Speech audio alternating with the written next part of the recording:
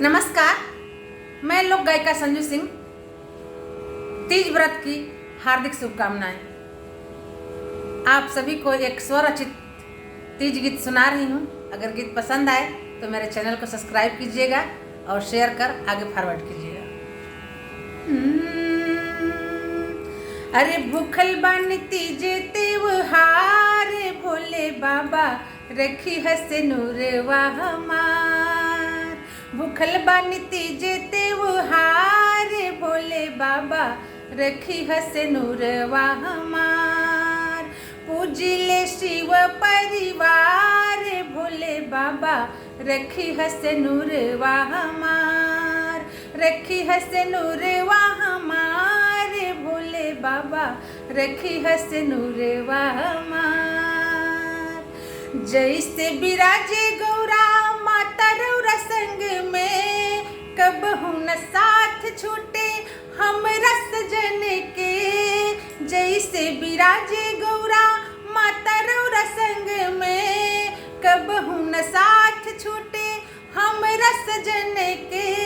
करना पूजनिया तोहार, भोले बाबा रखी हस नूरवा हमार।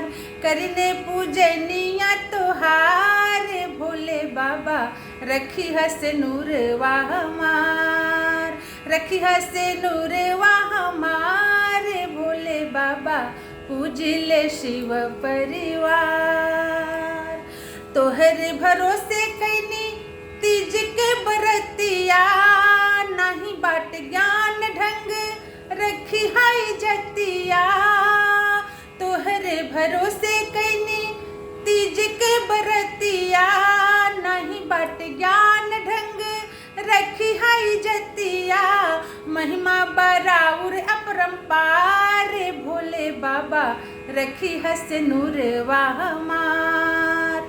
महिमा बराउर अपरंपार, भोले बाबा रखी हस नूरवा हमार। रखी हस नूरवा हमार, भोले बाबा पूजिले शिव परिवार।